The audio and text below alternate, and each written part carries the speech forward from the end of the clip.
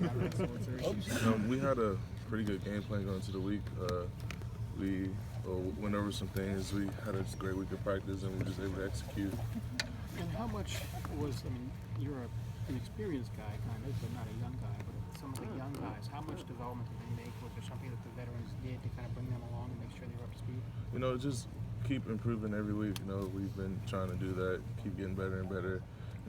Coach Stud stays on us every day in practice about doing little things right, and it was able to show on Saturday. How much more have you worked on pass blocking in recent weeks than, say, run blocking? It's the same, but we're just trying to make sure we fix the little details in our pass blocking sets and things like that. But that hasn't really changed. Like, we haven't focused on one more than the other. They're both key parts. We're a run first team, and then we set the run up, the pass up with the run. So. Urban said he's been emphasizing pass blocking. Uh-huh. So in what ways, if you're still working on it equally, in what ways is the coaching staff emphasizing it? Just they're critiquing us like really hard on our techniques and things like that, and making sure we're doing the right things. Jamarco, what was the offensive line room like the week after the Penn State game? We kind of dropped the ball a little bit. We had a rough game, and that's not who we are. We protect the quarterback, and we run the ball, and we take pride in that. And so, we had to regroup and get focused and go out and get ready for that game last week and then this one this week, and we were able to do that. I mean, it seems like you guys turned a corner very, very quickly. There wasn't, there weren't any growing pains in that. I guess, how does that happen? It wasn't so much as, it was small things that we were doing wrong that were fixable. And, we still have mistakes, so we still fix, like, every week. We still see stuff in film that we need to correct. But it wasn't, like, major things that was wrong. It was just small things, and it all came out at one point, which you don't want that to happen, but it did. And it's kind of a good thing that it happened because it came out better early than later in the season. And so we were able to correct those things. Can you give an example of one of those little things? Just footwork on pass pro. Footwork is really important. So that was one of the big things that week. Jamarco, when a game like that happens, I think people just sort of naturally look at the tackles because you guys are kind of on an island out there. I'm just wondering, it's your first season as a starter. It's the first time you've maybe kind of felt the heat in that way. I'm just wondering what it was like for you to go through that personally. It's part of the game. Like you said, playing tackle, you're on an island, and you have to be able to protect that island in a way. But it wasn't. It's just a part of the game. You can't dwell on it. You gotta learn from it and move forward.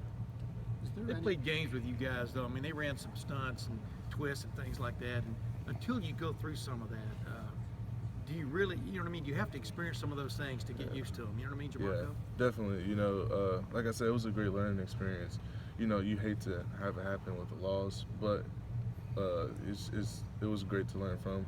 We got to watch the film and fix those technique errors, so that was good to learn from. And what was in what regard? Is it more of a be patient? Or be alert? What were the things you really had to, to realign, so to speak? Some of both. Seeing stuff early from the defense, and then like I said, like footwork and things like that from a more technical standpoint. Okay.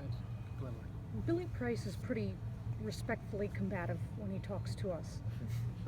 It makes me wonder what he's like with you guys. Billy is the guy like people go to when they have any problems. Like the first thing I remember from Billy was my first summer. We was working out and we do like push-ups at the end of workouts, and I couldn't do any more push-ups. And Billy crawled underneath me and like did push-ups with me on his back. Like that's my first memory of Billy. That was like my second week here. I'm in there probably about to cry because I can't do any more push-ups, and he crawls underneath me and he's doing the push-ups on his back. Like that's just the type of guy he is. He's always there if anybody needs help or just want to talk or anything. He's a great guy. I love Billy. That just sounds like he was showing off. How does someone like you react to that? It just shows like the brotherhood we have. He didn't know me really. It was like I said, it was my second week here, and I didn't really know him. But like for him to do that, like to see me struggling and to carry and to try to help me out when I was really struggling, that was just it showed me like what type of people were here, And so it was just a great feeling to know that somebody who I didn't really know that well had my back like that. We've been told Billy's the strongest guy on the team. Is there even a close second? No. Who would be second? Davon probably. Devon's a strong dude, but yeah, Billy's definitely the strongest. Jamarco, after a game like Saturday night, as an offensive line, how do you guys go back and assess like kind of where things are? You know, you guys took a lot of heat the Penn State game and all that, and then you threw for almost 300 yards and 4 touchdowns on Saturday. You know, each game you still have things you can correct. Like there's no such thing as a perfect game. And Coach Stud, you know, as soon as we walked in the meeting room yesterday, he was screaming at us about stuff we was messing up. So it's always stuff to fix. There's no such thing as a perfect game. So we looked at the film yesterday. We have some things to correct, and you know, just keep moving forward and get ready to play this game this week. So there wasn't any positivity from Coach Stud? Oh no, it was. A sack or anything? Yeah, it was definitely positivity, but he's like he doesn't want us to rest on what like we accomplished. He wants us to keep improving. So he demands a lot out of us. You go through obviously a huge win, and then everyone's already fast forwarding outside the building to the Michigan game. How do you guys make sure that does not happen? Like you guys focus on Maryland, then you focus on Michigan State. You know, Coach Meyer does a really good job of making sure we focus on each opponent. You know, and so we can't look past anybody. Like especially like we've already taken a loss this year, so like that just shows you just can't look past anybody. And we're focused on Maryland. We're not really worried about them. When that game comes, that game will come. But we have to take care of what we need to take care of before we get there. Jamarco, you're obviously, you know, you're where you want to be. I'm sure you thought when you got here you'd be the left tackle eventually. How long did it take you to get settled in? I mean, and you know you had the Penn State game, but were you feeling pretty good about yourself before that and thought you were getting grips at things, or is it still something you're still trying to get a grasp of even now? I feel like I have a pretty good grasp. You know, the Penn State game, like I said, it wasn't too much fun, but I felt last year I was prepared, and so like I prepared every game last year because I never knew if my number would need to be called, and it never did. But I felt like I was always ready last year, and so that helped me a lot this year. You know, and it is my first year starting, but like the coaches rely on me because I am kind of an older guy, like, and I know like the playbook and things like that really well to be able to be on my stuff. Have you been a Cubs fan? Have you been a Cubs fan all of your life? I was a Sox fan when I was younger. Front runner kind of guy? No. You just went on record, man. You know I'm joking. My favorite player was Maglio Ordonez growing up, and then they traded a bunch of the guys, and I switched over to the Cubs when I was like 9 or 10. And how tough was it in the last week to be a Cubs fan? Here we're obviously Urban Meyer's a Cleveland Indians fan. Oh yeah. Oh man, my house.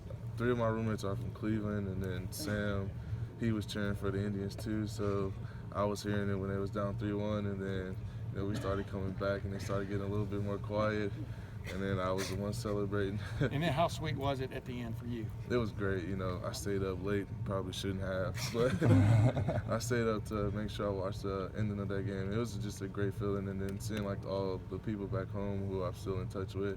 They went to the parade and things like that. It was just looked so much fun. Wish I could have went. But Just keep rubbing it in. Who are your roommates? Kyle Berger and Sam, and then 2 other people that go here. Okay. Is Sam a bitter Reds fan?